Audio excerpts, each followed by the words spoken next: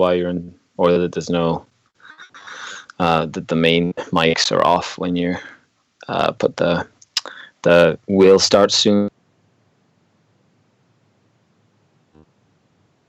Did that mistake a few times? Oh, okay.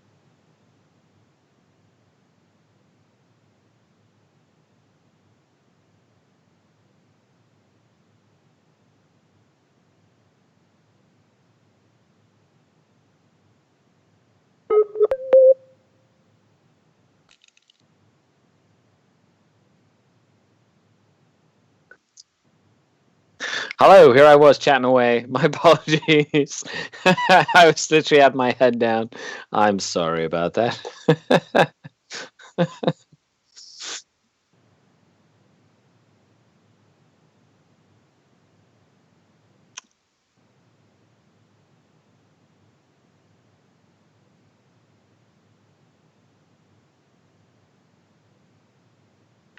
Not just a stream of consciousness.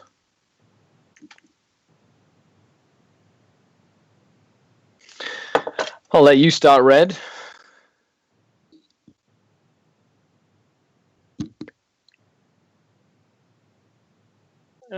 Yeah, I got it. All right. The growing pains. So I'm currently working on start all over again. Yep. That's me.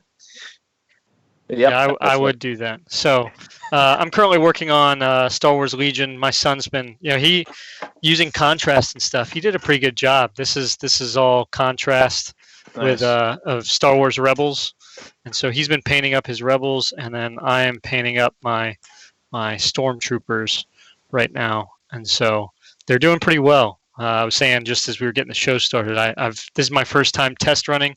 My buddy Trent Mosley, who does commission painting, he recommended this Tamiya panel line accent color ink that worked awesome for these Stormtroopers. So yeah, that's where I'm at right now in my hobby.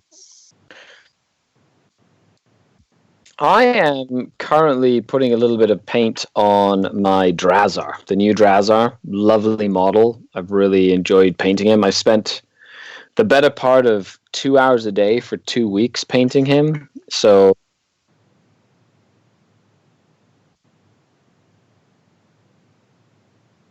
yeah, it's I used to paint mainly just to get stuff ready for the next tournament. It was literally like cram the painting as much as I could, and I pretty much have everything I need to go to a tournament competitively.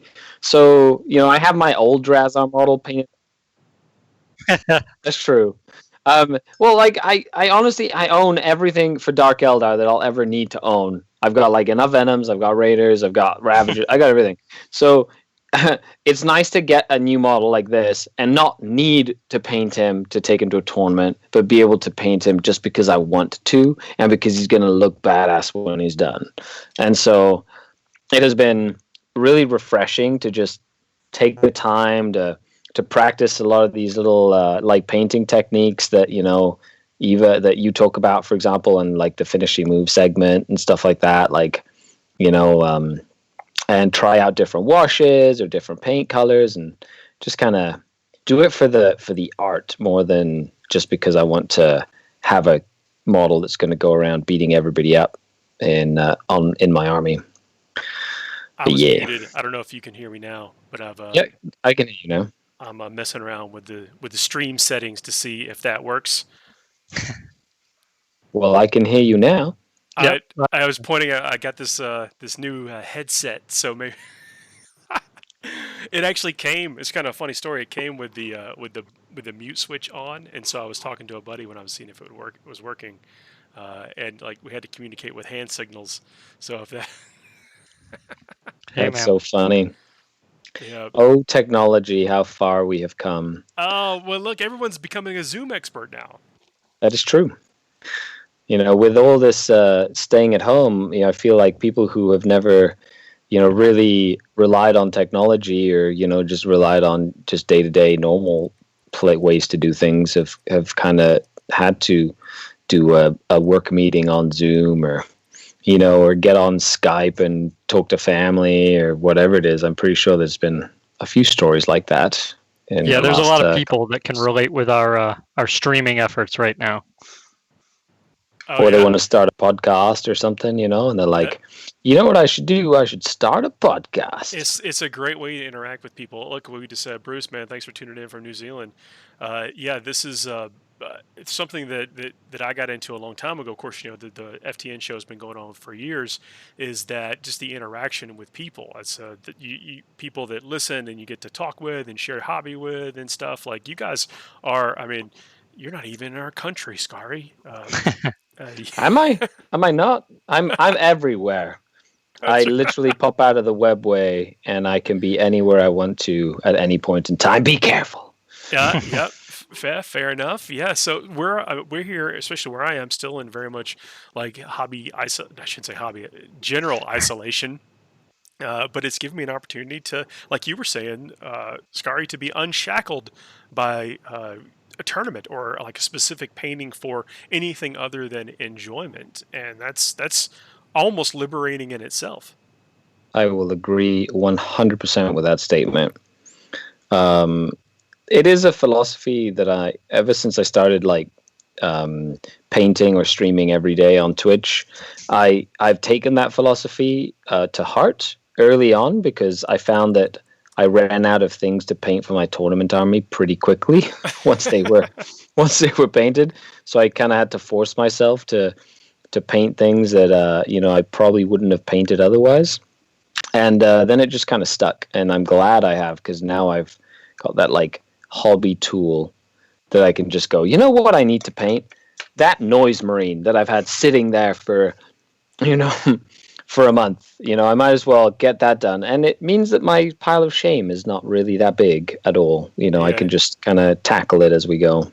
Yeah, no decent gameplay. Thanks for checking in, man, from the other side of the world. My buddy doesn't know it yet, but I'm actually, talking about painting things that I don't need. Here's a tech list that I'm going to start working on. Oh, look at that. Nice. Yeah, that's built that guy. It's a sharp model. Like all the new character models that have come out from the Marines are just absolutely sharp.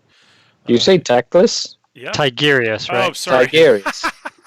I was like, techless. Oh, AOS, that's awesome. That must be a classic model. No, I don't have that one yet. Although those new Realm Lords do look incredibly good. Yeah, I like the big mountain cow. Yeah, who knows what's up with that? But I'm I'm willing to give it a shot because it looks so good. Hey, I'm happy that they've kind of thought outside the box a little bit, Coming to a Wraith Lord or a Wraith Knight conversion near you, you know what I mean? Oh, that's a good point. Yeah, especially the Exodites? The Exodites, exactly. These guys fit great with Exodites. I'm actually really happy that that they've kind of put the aspects into AOS in that sense, where they're gonna have different style of shrines and stuff, and I'm like, oh man, they literally are just using the aspects. Well, they had that. They had it with the different characters. I mean, there was the White Lions, the Phoenix Lords or whatever they were, Phoenix Guard.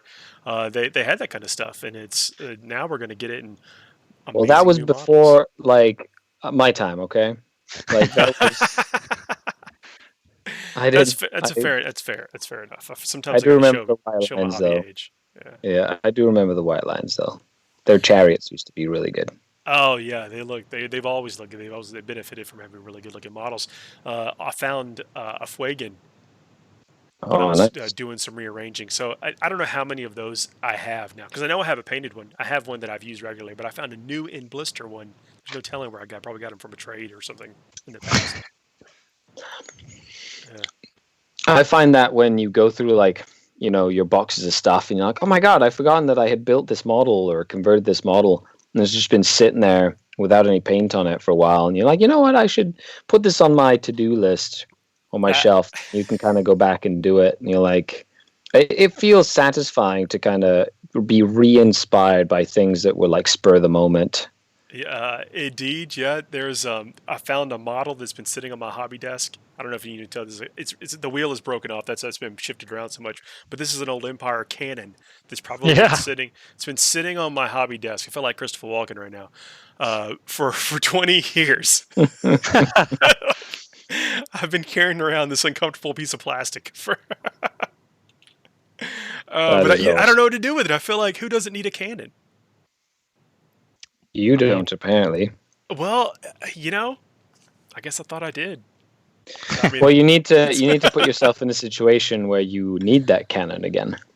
oh man, Sigmar is, but again, we're talking about painting for the joy and things being unshackled by getting ready just for tournaments, and that's something that I think has been nice. I've been using this extra time. We would normally kind of go from event to event, painting this unit, that unit, or whatever, building that unit, thinking about that unit, and now I don't really, we don't know what the meta is right now. It's not Nope. evolving because it's frozen. Actually, I would argue that there is some evolution going on. With there is quite a few people, though there are quite a few people who are still constantly evolving their lists, using the tool like Tabletop Simulator, for example. And there are quite a few events that are happening across the world using Tabletop Simulator, where I feel like a lot of the more active players will be still adapting their lists, and they'll have a bit of a leg up in the curve when we come out of this on the other side. I think that's fair to say that it's not frozen. I don't think it's going to progress like it would be in normal times. Lively Minis, what's up, man? Thanks for checking in. Or that's what I was saying is that I just don't think it's going to be the same as it was right now. Although, like with Magic Online, if I can use that as a kind of a parallel, there was a period of time where the meta started evolving incredibly quickly because of the frequency that the online tournaments were firing off. So people were playing more hands of the game, and so things were accelerating to the point where I think they had to throttle how often that they published deck list just to allow the public to kind of soak it in and catch their breath. I could see that, especially if it gets super aggressive in terms of moving forward of people, and then again unencumbered by the having to buy and paint or get stuff like that. People are going to have their imaginations going wild. So that's the key thing right there. I think that's crucial. Not having to actually invest in exactly what you're saying. Part of that whole rush to the meta or what have you is, half the time you go to an event and there's all sorts of armies in different states of preparation for an event, and the meta is you've got centurions like this or whatever, and with some of the release of the material, and I understand GW's where they're at right now due to circumstances, but people aren't really getting models and prepping them according to the meta, but Tabletop Simulator, they're all over it, and I can see that. I can see where some people might be able to actually play test rapidly enough to adjust without ever having to put an actual model on the table. I've been fortunate enough to still be able to pick up some miniatures, and today I ordered a DACA jet for no other reason than I think it'd be cool to put together and paint. They look like great models. Yeah. I love the DACA jet. There's such a good orc unit, it's a customizable kit too. It makes all kind of planes. I don't even know which one I'm going to build, but Well, that's where you get your orc on, really. You kind of build really whatever it is that you feel like it at that point in time, because you can essentially build even a random concoction of your own making and then count it as whatever you want, being a true orc player. Yeah, as long as the guns are, I guess, in the representative enough. I've been building, it's no secret, I've talked about building Necromunda terrain and Necromunda gangs. I actually found, as I'm in between times, I'm arranging in my hobby area for, bringing things that are priorities or I want to make priorities to the front, shifting some other things to the back, getting some things put away in foam that I don't think I'll need, that kind of stuff. But I found some bits that I think I can turn into bits and a small tomato paste can that I think I can turn into a crashed orc satellite using bits that I'm going to be making from when I'm building some mega knobs. Nice. So I think a crashed orc satellite in Necromunda will look really cool. Yeah, like a piece of terrain sort of thing. Oh yeah, something crashed into the side of a building or something. Oh, that's awesome. Yeah, it's only going to be that big or so. Yeah, but in terms of projects, I feel like if you don't have this is just from experience, but if you don't have models to paint, which is unlikely, but if you're running out of inspiration, I find that working on your house table, if you have the ability to have a house table at home, is always a worthwhile use of your time. And whether it's building a new piece of terrain for it, or finishing painting like that piece of terrain that you converted and never really finished. I recently painted the entire Realm of Battle set from GW. Oh, interesting. Like the plastic Cities of Death Realm of Battle table. That was like one of the first things I did when we went into isolation. And holy moly, is it a lot of work. Like it was, but I would have never really found the time to sit down and do that just because I would have kept myself busy with other things. Yeah, because you're painting your next, unit of warriors or something with certain weapon loadout that you need. I mean, where do you find the time? We've all got to be somewhat, we have time it's a finite resource, and we talk about that, but it's very true. There's only so many hours in a day, and then it's also the energy. So I'm really trying to convert some of that energy that I'm not spent commuting into something that I enjoy, something that's that I think that helps keeps the spirit up. Yeah, I agree with you. I think it's very important. Yeah. Go ahead, Rick. I mean, and that's something, like you pull up your favorite podcast or hobby track deal, whatever you like to listen to, and I've been able to, we talked a while ago about routines and whatnot, and how important having a routine is, and being able to line up your library of stuff and managing your time appropriately right now between what you want to listen to and what you can accomplish while you're listening to it. I mean, I've done a lot of my stuff, classes that I'm in right now. I've been able to line up listening to podcasts or documentaries or what have you while I've been able to work on stuff. And so it's been a pretty good routine. That's cool. I've been listening and watching Community, the full seasons or full run of seasons. I love that show. I'm not ashamed to admit it, but I recently saw that. It again. Good. Hey, Ivan, man, thanks for checking in, stopping by, and commenting. Yeah, this is so orcs. That's what I'm doing. I'm gonna paint that. Sorry, I did say Teclis earlier. Tigurius. Whatever. Different, right? Is that how it works? Some weird sorcerer type. The leader sorcerer of somebody, right? Yeah. The Space Marines of the Elves. Yep. And then orcs. I mean, that's one of the things I'm looking forward to getting back and doing the orcs, and and then Necromunda. It's been a really nice distraction and something to kind of fill the in between. Now, I've had some of these things sitting around. I haven't had to go out and and get them, which is kind of cool. And I think that's one of the I've come to find out that I'm like one of my fondest hobbies is buying things online and touching my face. So. I was crazy surprised. I ordered a book, the Jane Czar book from Black Library, on Amazon, and it arrived I ordered it like 3 p.m. and it still arrived like 8 a.m. the next day on my doorstep. Oh wow! And I was like,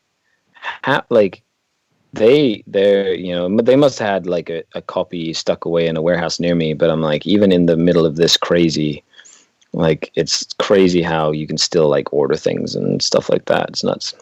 It's interesting to see how we're evolving in our stuff now. I mean, it's weird. It's obviously certain businesses are going to have a slowdown and an impact on them, and I think it's it's kind of up to us to support the businesses that we want to see stick around, including like restaurants and that kind of stuff, the best way we can. I mean, if you are in a position to do so, but changing our habits as how we purchase things. Like I bought groceries online for the first time after all this started, and I would have I don't know if I was scared to do it before. Scared is probably just apprehensive, or it's just a new thing, right? Yeah, it's just a new thing.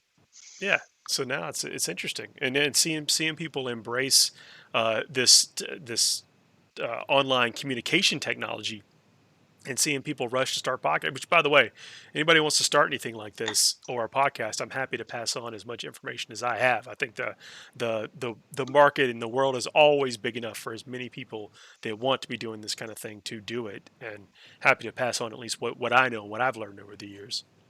Agreed. A lot of moving parts. Definitely. But with a little bit of practice, boom. You got your own little your own little outlet. A lot of the times, if you can't or you don't like consuming information, creating information is a great outlet.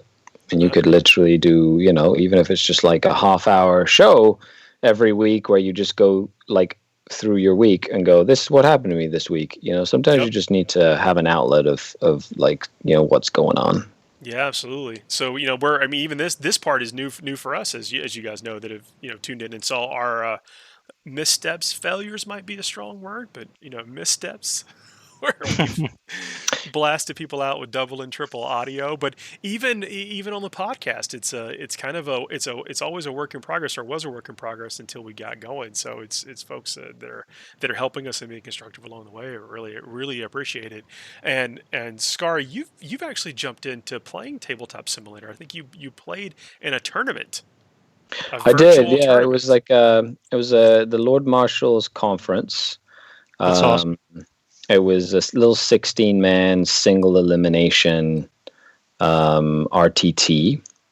It was really fun. I really enjoyed it, and it was a good learning experience, mainly so that I could kind of get out of my comfort zone about learning how to use Tabletop Simulator, because I had lots of preconceived notions about, what to expect and how to use it and things like that. I will say that I'm pleasantly surprised after playing, a couple of games on there, and then now I've been able to use it more for coaching, like 40K coaching, and now I'm probably going to just pick up a few just games for fun as well, just to kind of pass a couple hours in the afternoon or in the evening and just kind of roll some dice and chat over Discord and things like that. I'm going to be playing Kill Team this weekend with some buddies. I actually tried to do Kingdom Death last night. It was kind of neat to do. Nice.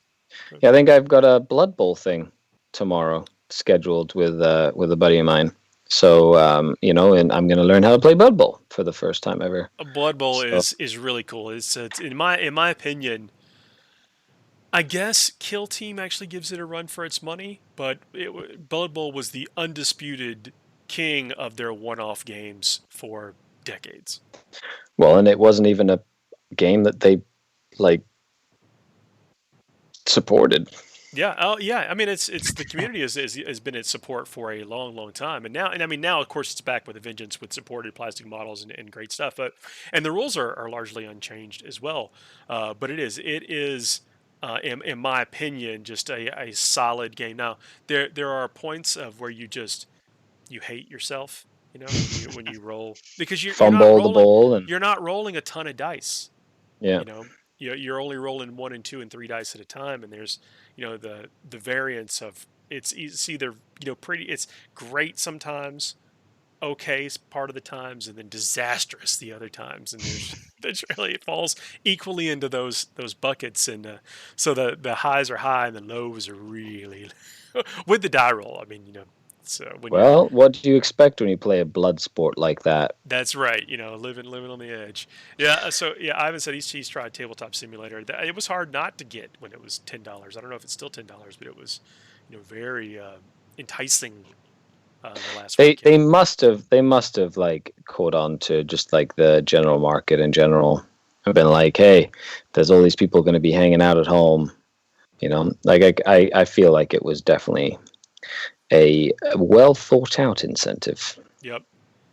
So, what I did was I downloaded as many things I could from the workshop, and I'm going to mess around with it. And yeah, I'm looking forward. Let me know how the Blood Bowl goes. I mean, that seems to be a game that's probably very well suited for that type of thing. Kill Team, not a ton of figures. Yeah, very few amount of figures, not a lot of dice. I find that one of the biggest things about playing 40K on Tabletop Simulator has just been the amount of dice that you need to roll, which isn't bad. The only thing is in order to make it go quickly, you tend to roll on a number generator. We kind of put these dice into a box, and the box spits out the dice as numbers, essentially. I was grabbing the dice and actually rolling them and stuff. Yeah, you can grab the dice and roll them. That just takes a lot longer to count them up and roll them and stuff. I guess it depends on how many you're rolling, right? Exactly. So you do get the physics of that. You know what I mean? Like the physics is there if you want to roll the dice. However, you put them into like a number generator. There's not really any physics involved. It's just a pure algorithm. Yep. So therefore, the dice, like the numbers that you get, are usually really skewed because the algorithm wants to give you so many 1s and so many 2s and so many 3s. You know? That's one of the funny things about virtual like dice and stuff like that is that they're not like true randoms. They're not true randoms. Now I don't think Yeah. they're perceptible to like us with our human brains or whatever, but yeah, I see your point. Now I was like the die, I was trying to grab them, and it would try to roll it a certain way, and I'm like, wait, that was not my roll. I'll let you know when I'm actually figured out how to hit the R button, and it rolls. You want to hit it a couple of times too. Lifts the dice up and flips them around a few times. Yeah. And then something I think that would be really good for TTS is somebody who makes like a virtual dice tower that will literally bounce the dice around. So you can just grab all your dice and just drop them into the dice tower. You do and know then it's just still roll like them out. just an algorithm, right? It's a software program. Well, 100%. But it's still, at least when the dice when they hit stuff, there's like a physics engine. So a dice will hit on a dice and it'll flip over, right, and hit and land on a different side. So right? you just want more steps in your computer process to make it feel Correct. like it's Exactly. Okay. Just All to right, make look, I am fine with that. bounce around, just to make it bounce around a little bit, right? So I'm just saying. I'll have to check. I'm pretty sure there are dice towers out there. I've been saying that there's some BCP maps that have a little map where you roll and it does the same thing. I've not messed with those. That sounds pretty cool. Yeah, that's the little map, the BCP maps. There's a little box on there where you drop all your dice into that little box and it spits them out onto the map. Mm-hmm. It basically spits them out into that little mat area. That is the dice generator. Yeah, I'm gonna give it a shot. I got some friends that are new to this, and I even got some friends that are like, "Yo, I heard you play some skirmish level games. I don't really want a ton of models, but I might be able to do something during this isolation." So nice. We're gonna try. Yeah, it's like, hey, let's do Kill Team and Warcry. What did you think of? I know not necessarily 40K, but just since we're on table, and you said you tried it, what did you think of the Kingdom Death mod? I've played the real life version before once, and I enjoyed it. I really enjoyed it. And the virtual one was all the fun and none of the like ticky-tack accounting that you have to do, and wondering if you're going to run out of papers, paper character sheets and stuff like that. Now, that's cool. We started the campaign. Have you played it before, Red? I have. Yeah. I haven't. So we started the campaign. When you start the campaign, you're basically like humans and just you've crawled out of the mud, and you have to go off in the woods and find something to eat or something. That's basically what happened. I think that's pretty much it, right? You crawl out of the mud, have to go find something to eat. You encounter this mythical lion beast, and then you fight it. Well, during the course of this engagement, you come out of it either with some resources, some experience, with some injuries or whatever. Well, in this instance, like 2 of our muck dwellers died, and then one by getting mauled in the head by the lion, and the other got roared to brain damage death. Like it was it. You took. Scary, are you familiar with Monster Hunter? No. Man, I'm trying to think of another game. Well, so either way, like Paul described, it's a resource hunting survival game almost, except you throw in nightmarish stuff on like Cthulhu, Dark Arkham kind of levels of stuff. It gets really. It sounds like something where you don't want to get too attached to your character. No, none of these. I don't think any of these. Well, you don't really actually make your character in this thing, but you at least want to have people that progress and help your village and go into the next step or whatever. Oh, we got a great question from Spatho. Or I guess, the way it displays the names for me and breaks them up, hope I'm not butchering the pronunciation.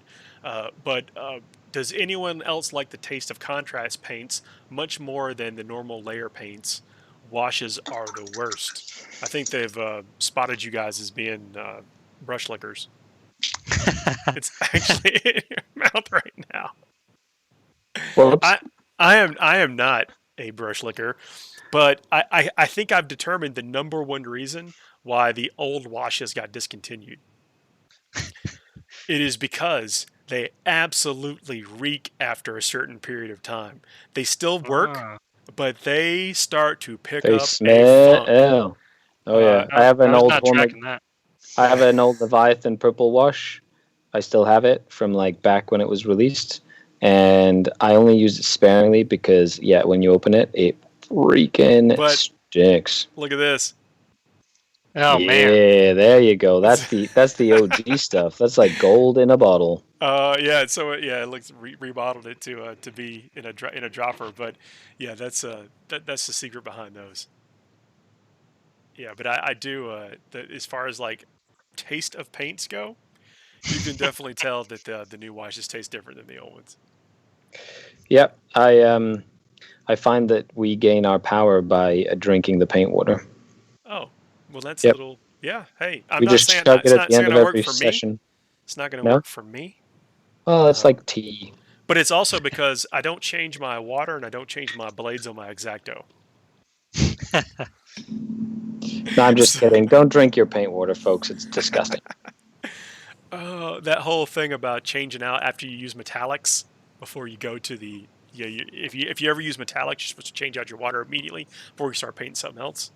I am Mm, terrible about that. So, but I'm also not like I don't think I'm great enough of a painter to where those little nuances really work into the job itself. I could be wrong. It could be something that you should never not follow the wise advice of of stuff, but you got to find something that works for you. that's right. That's right. Oh man, these incubi, they look so sexy. But The in terms of drinking, those are great models, man. Those are awesome. yeah, I like them. The biggest thing I found is I started using new contrast paints with my son because we started painting a whole bunch of the Sylvaneth models with contrast paints. Oh, It really? was the Wow. Oh man, it was the best thing we've ever done. Like my son has a full 1,500 point Sylvaneth Age of Sigmar army that he literally painted himself, and he's 8 years old, and it was literally just with contrast paints. Like I sprayed it the bone, like the Ushabti bone or whatever, or the Uthway bone, and then just snakebite leather, all contrast paint on everything, and they look so good. You put a little basing on there, the basing with some green tufts and some sand, and it just makes the models look incredible. Mm. And yeah, the Shigar taste of the contrast wasn't bad. Shigar's asked a good question. It's an interesting question. Is why do we think Games Workshop has not fleshed out more characters in the Salamanders range? And he Just lists a we don't couple. like lizards. That is not the answer. Oh, look, I mean, of course we can come up with all kind of interesting answers, but I think the real thing is there's a pipeline of figures. Yeah. There is or models because everything that goes into it, the design, the lead up to it is there's a certain cost with the designer, there's a certain cost with the production, there's a certain cost to the marketing, and it's on a risk versus reward type schedule. And I'm willing to bet that if they became the go-to chapter for everybody, like the Ultramarines are, or if they got elevated up to that kind of standalone codex. Although this is an interesting thing too. I don't like the big four Marines. We've got Space Wolves, Dark Angels, Blood Angels, and then the Ultramarines or regular Marines. I don't think that we'll ever see another chapter elevated to its own standalone codex. And I'm not saying that necessarily influences how many miniatures get built for it, but that's it. Everything has to fall into that business sense economical pipeline, or we run into a situation like with Smaug, where the model is they'll make the model, but it costs $500, and that just doesn't. I mean, it's one man's opinion, right? I happen to I focus on kind of business stuff in my my non 40K life, if that even exists. I don't even know if my everything is 40K, right? I would agree with you. I think that if you were to get access to a GW designer's database computer, and you'd probably find a file, with the electronic designs for the CADs or whatever for them to put into the plastic printer for pretty much every model you can think of. Yes, you're probably right. Some kind of 3-up designer or whatever. Right, yeah. So they probably have a 3-up design for every character you can think of, every, Black Library novel hero, all this stuff, right? Yep. And then they just kind of like pick and choose what they want to release at what time based on, the market and stuff like that. And I think that's an important part of understanding how like the supply demand works and all that good stuff. Yeah, so I mean that's it. If I think if enough of us ask, maybe, or enough of us buy the Salamander upgrade kit, who knows what's going to happen, right? Or down the road, the next time, every time there's a new release of Marines and we know we're going to see them, maybe there's probably a higher likelihood that we'll get specific kind of sweet characters. Rational Junior says Vulcan lives. If I did an interview with Nick Kime. I was very fortunate enough to get to spend some time with him, sit down with him, and we got to share kind of a funny anecdote about Vulcan lives. If I mean, the saying "Vulcan lives." If you can still find that interview, I think it's worth listening to. So he's a great dude, by the way. He's one of their editors and author, so he kind of pulls double duty there, and just has some fabulous insights, and was incredibly fun to talk to. We also got a question. The B-Man 98.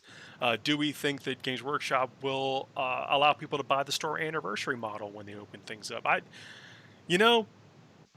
I'm willing to bet that we're going to do our own flocking to the stores, but I also think were I a betting man, which I am a betting that we will also be incentivized to get out there, and I don't know if what that's going to look like, but I know I really want the Catachin model.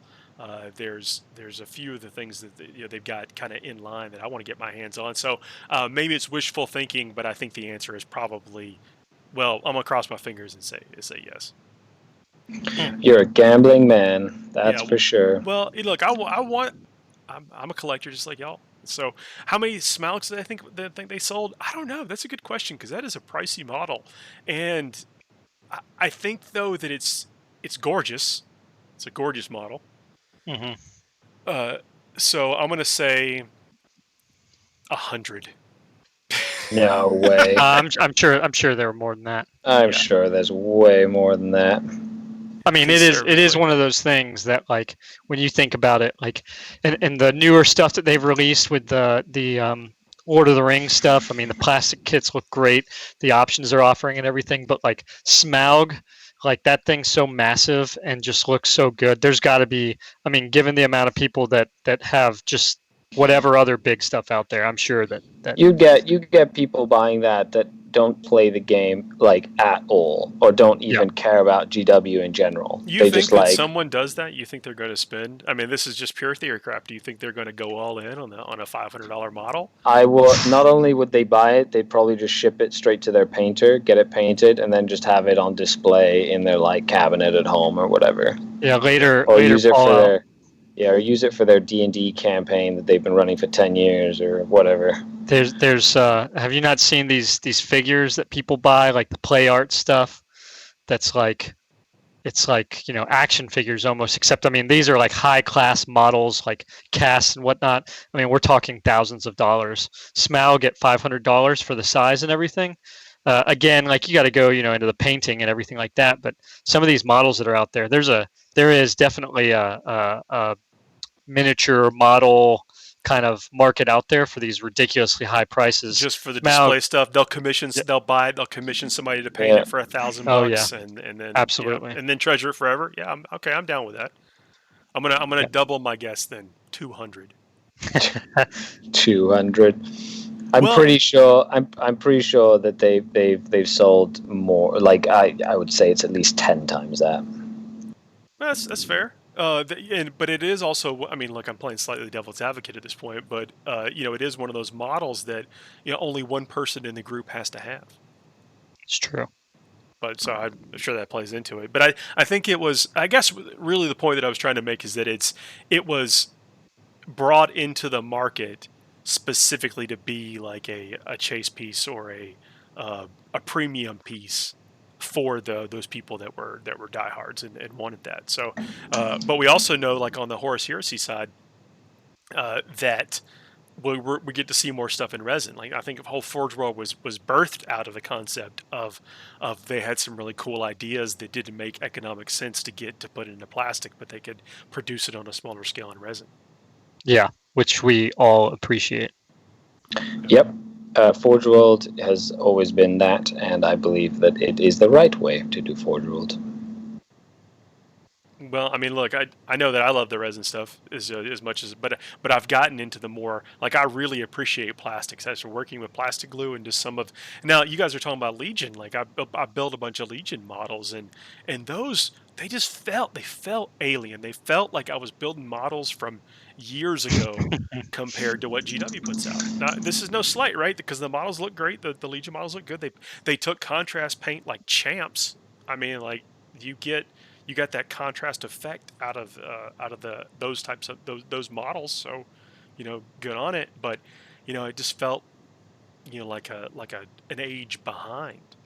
I agree as well. I was gluing some of the Rebels today, and I was like, oh well, look, the arms don't really line up too well. Like I guess being a GW fanboy, we are definitely spoiled when it comes to like the quality of the miniatures that we get, which is ridiculous when you really think about it in comparison to everybody else on the market that's making models. But well, I'm in you the same. factor in Go ahead, Rico.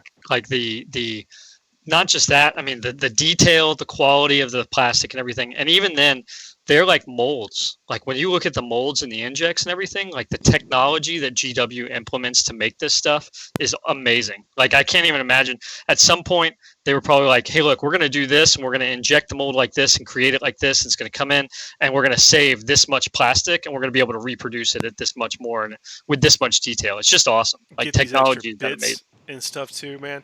Yeah. It's a great time to be a hobbyist, and I'm in the same boat talking about the salamanders. Like I want a Primaris Dante. I want a Primaris Astrath. Now look, the lore, we can make up whatever we want for the lore, and I get it. I'm on board with like I've drank the Kool-Aid. I am a fanboy, right? But I just like that, I crave Primaris Blood Angel characters. A Primaris Dreadnought drop pod. Imagine how big that thing would be. Like, those, we can all wish list and stuff, but I think we're actually in a good place to where, the rules are dynamic enough to where there's kind of like there's character even in our sub factions. Oh yeah. I'm not commenting on balance of things. Like I think Black Templars still have kind of a rough go about it, and that's another one that people get a little bit, I don't know, righteous about. Trying to think of a better pun, but Self-righteous. Well, Black Templars themselves, I will say, as a Black Templar player, and I know you're one too. I'm happy with the fact that we've gotten some things. Yeah. Yep. Shingra just put something in the chat. Is that guy is Tushan is he a Thunder Warrior, or is he just a big salamander? There's been a lot of talk about Thunder Warriors. See a lot of cool sculpts for Thunder, not sculpts, but kit bashes for Thunder Warriors on Twitter right now. My Twitter. This is another good thing. This is like people are sharing this. I hope this trend. He says it's Chapter Master of the Salamanders. Apologies. I'm picking up what you're putting down with a fan of being a fan of a chapter as someone who is devoted to the chapters that I am. But where I was going with, people are sharing more and more on things like Twitter and Instagram, and that's what I filled my feed with is hobby progress from folks, and it helps motivate me. I try to contribute to so it motivates them. Hope people are keeping busy during this time and staying sane. Really, this is about staying in it. Yeah. Oh, I have a really great. I should read these questions, or at least these comments. The question was, he wants a really good Primaris melee unit as a chapter who got Primaris Death Company. But I will say that the Shock Assault, you get to pretend to be a melee unit. Not only that, but I will tell you that 5 veteran Primaris with a Thunderhammer on the Sergeant that are Space Wolves put out a stupid amount of attacks. And when they go into the Assault Doctrine and they get exploding 6s, it's even more. It is I've never been murdered by little 5-man intercessor squad so much than I have recently, especially with Space Wolves. That's interesting. So Space Wolves actually they're getting a bump from the book. The Space Wolves got a huge boost with Psychic Awakening. They're Ragnar Blackmane is an absolute tank. Yep. And it synergistically, like I've been playing against a lot of impulsor spam Space Wolf lists, so it's like 5 impulsors full of Primaris intercessors, and that is exactly what I think is the best Space Wolf list you can make right now. And they, like, first of all, Primaris intercessors impulsors are really hard to kill. They're super durable for like 90 points or whatever they are. Space Wolves make them incredibly durable to kill with being in cover and an additional -1 to hit aura from the Rune Priests.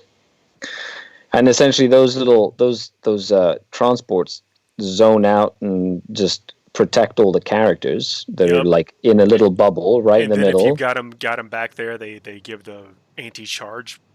Yeah, so it's really tough to get in. Not only that, but you can, with all the cool new stratagems that Space Wolves got, you have to be really careful, because if you're not careful, you think that those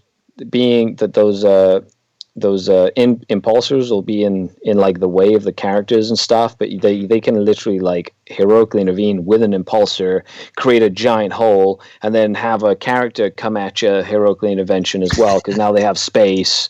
There's like so many different things they can do, which is like crazy.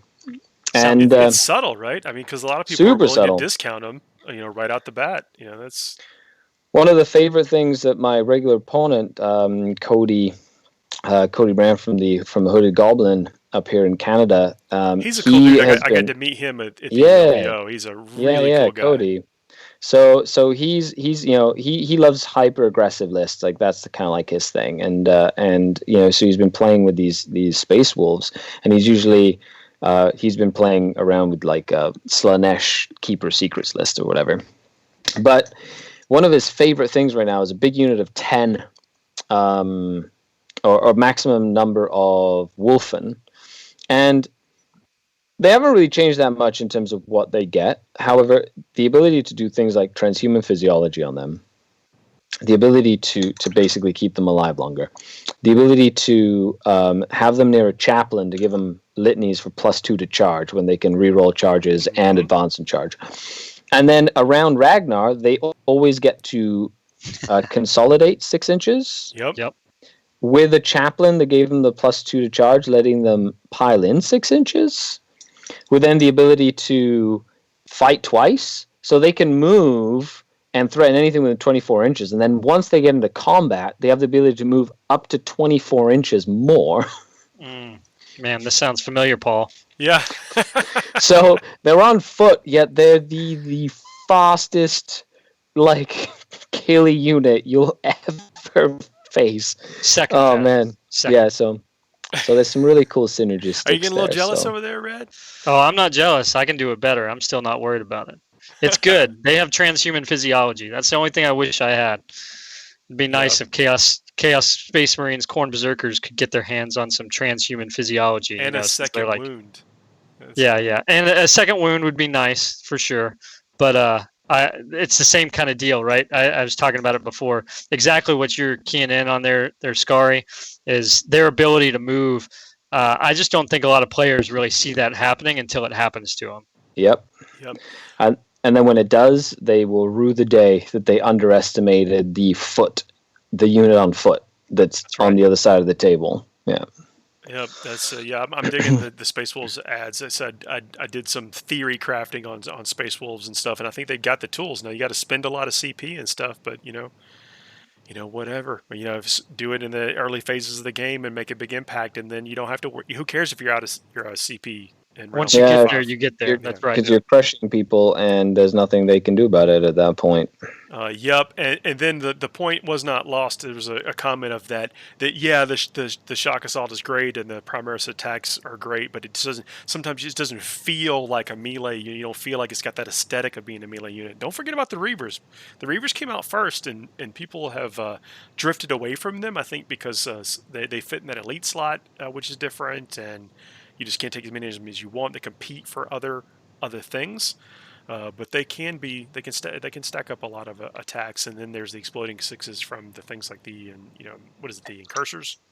Incursors. Yeah, I was Yeah, going to say incursors. It's still not like berserkers or wolfen or some of these other close combat models that are out there, but that is between reavers and incursors. Paul, I think you're right. I think those are the Primaris models to look at necessarily. Yep. But I'm right there with you. I think if we had this would be and I think we'll get there, right? I mean, the line's going to continue to advance, and we'll get there. But what it looks like, I don't know. But I think you're right. The aesthetic of them, something like a Vanguard unit that all have Thunderhammers and Storm Shields, or all Lightning Claws, or cool like Wolverine type claws on the Phobos armors and stuff. Well, you look at what's his name. Is it the Salamander character? Or is it the Imperial Fist character that has he's a Primaris model with some sort of claw? Or is it Shrike, right? Shrike. Shrike. Yeah, Shrike. Shrike has the double claws, right? And he's literally got Primaris armor but with claws. So it's only they already have it all rendered. They literally have the pieces and the mold made and the design for it. You know what I mean? It's just a matter of putting that onto a unit of, hey, by the way, now the sergeant of Reavers can have this weapon. Here's an upgrade pack, and then see how that goes, and then go, oh, you know what? Now you can buy a bunch of these upgrade packs and have your entire unit of Reavers equipped with lightning claws or something. And I think new cool. Phobos lieutenant. That's right. Because we need more lieutenants. Who doesn't need more of those? Spathop has a cool question. He's been tasked with painting a how-to for painting Marines, Ultramarines in this case, for beginners at his local store. What 3 colors would you use for a 3-color minimum for each chapter? Now I don't know that we can go into all of every chapter right now, but for Ultramarines, I can tell you 100% it is it's Macragge blue. Prime and Macragge blue. Yep, and then Calidor Sky is the blue that I use for the armor, and then highlight with Fenrisian Gray. That's the edge highlight I would do, and that gives you a really easy to do, really crisp looking Ultramarines blue. And then your shoulder pads can be highlighted however the rim on the shoulder pads can be done whatever you want. Either I use gold. Yeah, basic go-to is gold, right? But it can be whatever you want for whatever company you're representing. They've got they're one of those that have all 10 of their companies, their paint charts are out there. You could do it, but for the armor, that's what I would do. I think that might be a little bit brighter than what some of the other painting charts and even GW may recommend. But I like the brightness of that blue. I think it jumps off the table a little bit more. For Black Templars, it's super easy. You just spray in the foundation paint gray primer or the bone primer. Use Black Templar black contrast paint, and then you paint the details like gold. The shoulder, the breastplate or whatever. You can paint it gold, or you can paint it yellow, or a bone or something like that. And then all the metallics just go in like lead belcher. Done and done. Yeah, with Blood Angels, I got a real super simple, although it takes a long time because you have to go in with a million thin coats of red. So Mephiston red is the base. That is you can do the spray. My favorite red. You can do the spray, or you can do the paint on after you gray primer, and then it's Evil Sun Scarlet, really thin, because you want that red to almost be it's not really candy apple red, but it gets bright, and you don't want to see your brush strokes, and you want to get that effect. You're painting you're not painting the whole surface. You want a little bit of the Mephiston red still coming out, and then I think it's Troll Slayer orange that I use as the edge highlight, and I'm terrible at edge highlighting. but just enough to make it look like you catch the glint of the red. And then I use sepia as the wash for the armor.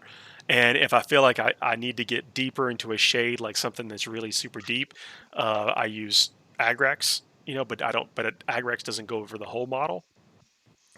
And then this is something you absolutely have to do with Marines. You have to paint that tubing in between their joints. You have to paint that black. You got to paint it something.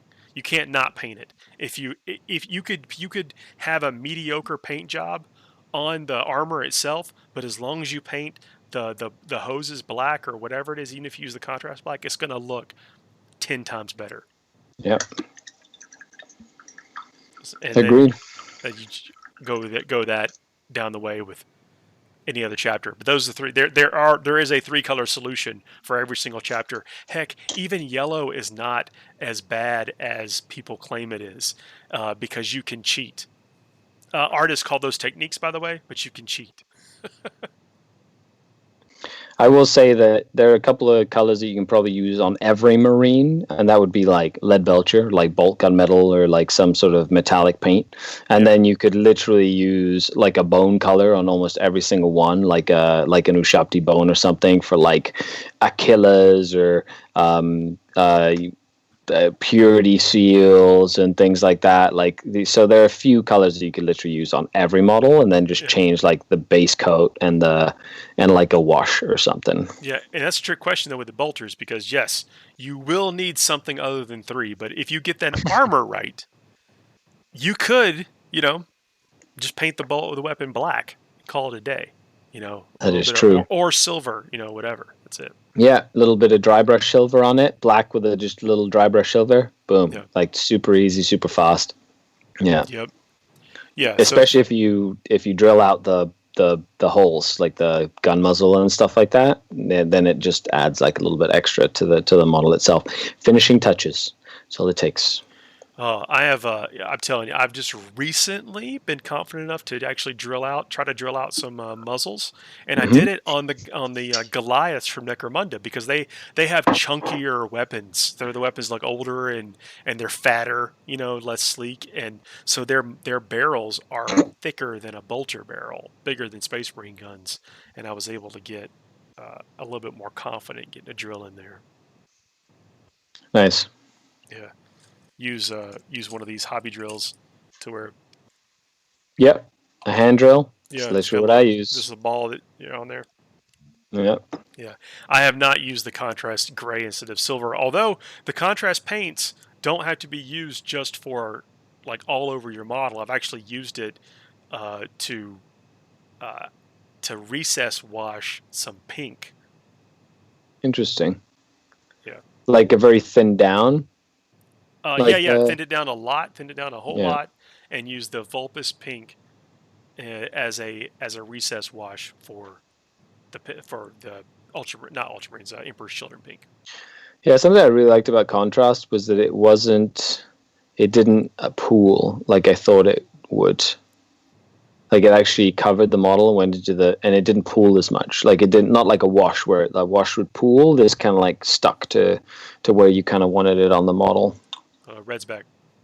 Yep. Hello. Sorry about that. No, that's all right. Yeah, with the contrast paints, I think that they work in certain ways, right? Like I've actually used them for pouches. Like when I was painting some rattling snipers, I was like, I do not feel like painting every single one of these pouches. I just didn't want to do it, but I wanted the pouches on there, and so I was like, you know what, we're gonna bang out this contrast, and it worked like a charm. That's when I discovered Gilliman Flesh. Gilliman Flesh is entered into, I don't know what you call a Holy Trinity once it becomes a quadrangle or something, but it's Null and Oil, Agrax Earthshade, Athonian Camo Shade, and Gilliman Flesh. I will say that I recently used Athonian Camo Shade on the big GW board, and I am a convert. I love Athonian Camo Shade. I'm not kidding. I was like, it went on, and I was like, this is not nearly as green as I thought it would be. This looks incredibly good. And I did a lot of the like piping and like different things like with it, and it looked great. I was like, this is great. It's so good.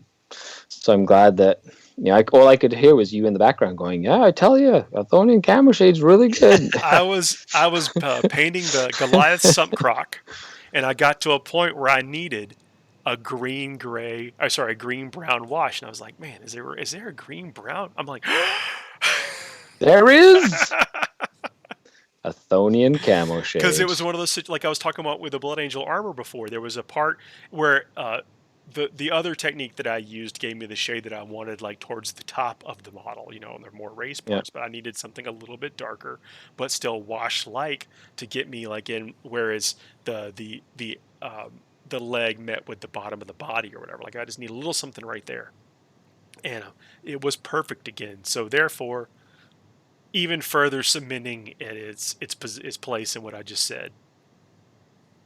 Yeah, camo shade is great for lots of things, man. I'm telling you, demons, ghouls, Kroot, crocodiles, Scari's board.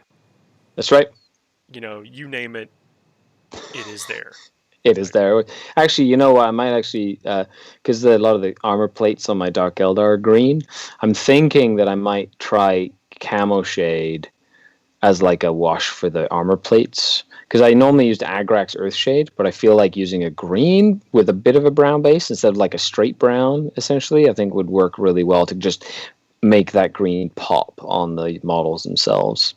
Yeah, Rational Ginger, I definitely suggest. I mean, you can be picky and choosy. Like you don't have to rush out and get all the contrast lines, but there are things like really objectively look at what your next project is going to be, and you will probably find something that will save you some time. And what I believe is you save some time in one area, focus some time in another area. Like because I was able to get those pouches done really quickly, I was able to spend a little bit more time on their armor and and stuff like that. So yeah, I think it's great. I love it. It's like one of those things. And just experiment, what I mean? Take pictures. And most of all, if you do start working on miniature, I recommend you kind of write down or have a way to remember what sort of paints you're using. So if you find a combination that you really like, then you can replicate it because you remember what you used instead of having a big pile of paints and then being like, oh, I wonder what paint I used for My that. hobby journal is around here. I was going to show it off, but I think there's an app for that too. You can use you can do it in the GW app, the paint app. You can actually go in and I think log your stuff in your also your inventory. Yeah, B-Man 98. Do it, man. Paint those joins and it's in the the thighs and stuff too. It sets your model off. Like if you don't do that, yeah, you don't. I guess you don't even know what you're missing, right? But do it, and then you will see a huge jump in the look and presence of your model from several feet away. Oh, next project is Deathcore of Krieg.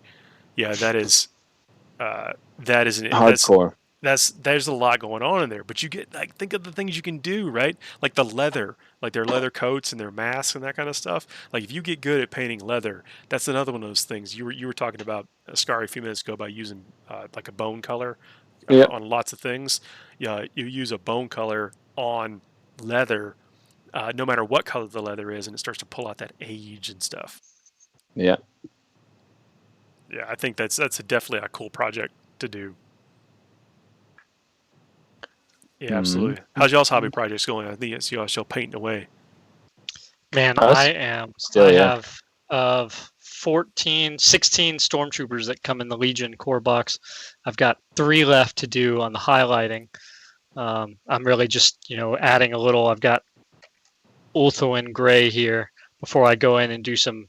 I too, Scary, I'm not nearly as versed in Dark Eldar as you are, but I am quite familiar with highlighting Dark Eldar plates. So I can tell you what, in painting white, this is really my first adventure in painting white with the Stormtroopers. And so I did the Seer Gray Citadel primer on them, and then I used the Apothecary White contrast. And it did a good job just kind of getting them I'm not looking for like, Star Wars: A New Hope, super shiny Shiny stormtroopers white. here. Yeah. Yeah, no, these guys, I want them like they've been dragging their shiny white armor through the dirt and stuff, and so it did a really good job. And then that paneling, and now I'm sitting here doing highlighting, and I tell you what, like they are turning out really well. I'll take a picture and send them to you, Paul, so you can put them up. But I've really appreciated. Um, because we've seen over the years like Imperial Guard with Stormtrooper like conversions and stuff like that, and it's I've seen just orcs with stormtrooper conversions. yeah, right, and or Space Marines or what have you, and so Yeah. it's really cool to be painting these models right now. The fun bit of trivia, you showed off the one that like the desert or the Tatooine trooper. Yeah, With the orange shoulder piece in the original.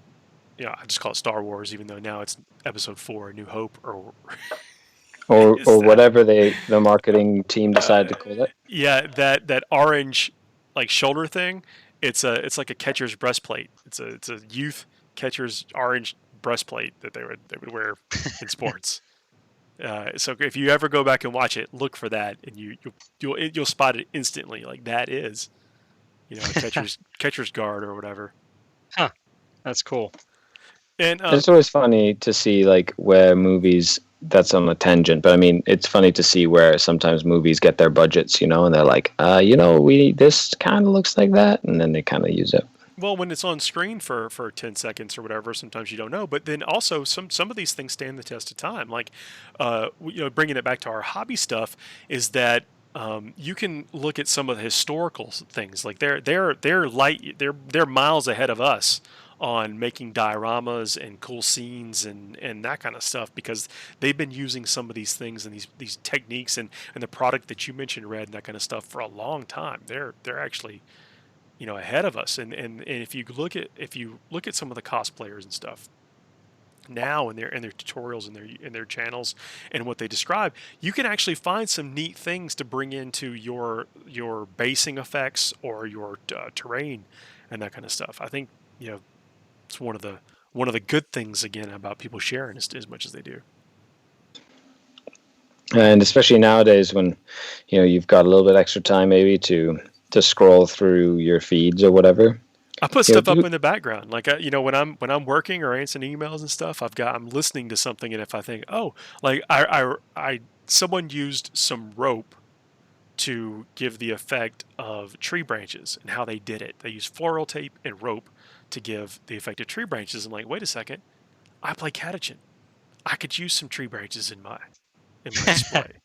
Or on my table and stuff. I don't have enough good because there aren't really a whole lot of good playable trees or tree effects with the way. I mean, I know we have forest stuff, but I'm talking about like practical playing on the table, right? Like things that you can move Right. miniatures around and are kind of more ergonomic to use. I'm like, oh man, I could do that. Like floral tape and some rope from the hardware stores, $8.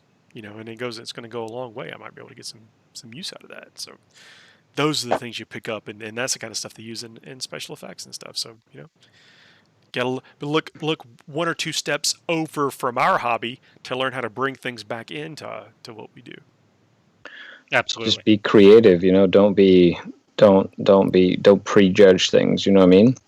A lot of the times I see some of these like YouTube things or Facebook like videos where there's like somebody making like a diorama, and I'll be watching it and I'll be like, oh man, what they did just there is super simple to make like a rock look like a rock or something. It's like how they've kind of put paint on it or whatever. And I look at it and go, that is awesome because it's so simple yet just by mixing the paint with a little bit of this or whatever, they've created like it flows really nicely and gives it like a nice finish or whatever. And I'm like that, that's a lot of people would not think of that. Yeah, there we go. Well, guys, we've been going for about an hour or so. I think we can wrap this one up. I think this is a pretty good test. Good test. 4,552. Take 2. Well, Scary, where can people find you if they don't already know? I mean, we're on YouTube, which you are, all over the place. But if you've been streaming more, you've been live streaming more. I have. You can join me for the isolation station every day at usually it's around 6 to 6:30 p.m. Eastern Standard Time on Twitch and on YouTube sometimes, or every other day on YouTube. Or on Facebook. That's Godcast on Facebook or Twitter or Instagram or all the places where you can find your good hobby goodness. But thank you for being awesome. We got a last minute question here. What's better on the Adeptus Mechanicus Rangers? I think the arc rifle or the was it transonic arquebus or whatever. The sniper rifle is better all day long, in my opinion. It is long range, does lots of damage. Take it and don't look back. Take it, don't look back. Make sure that you don't expect them to last all game, but don't just take one unit with one arquebus. Take 6 units with 12 of them if you want to make an impact. Yep. Or just don't expect one unit with some of them to do like crazy amounts of damage. I think it needs 2 to 4, or whatever of them. But I think that's if you're going to take them at all, that is your better choice for taking them. Yeah, you can take 2 in a squad of 5, and if you're taking 3 squads of 5 for the battalion, then you have 6, and that's arguably effective enough, right? Yeah. Yeah, it says 2 units, 8 in each. Take 4 then. Take 4 rifles, and that's it. Don't look back. Von Wolf, thanks for tuning in. Everybody that commented, thanks for tuning in. BMan98, thanks for all the questions and interaction. It's made this chat really fun. We're going to be doing it again. We actually might be back tomorrow night. So that's a Friday night here on the East Coast. It might be Saturday morning for other folks, but we are going to be back tomorrow night. We were going to use this to springboard into the recording of the podcast. So thanks for people that listen to that, and we will definitely be back, guys. We'll see you.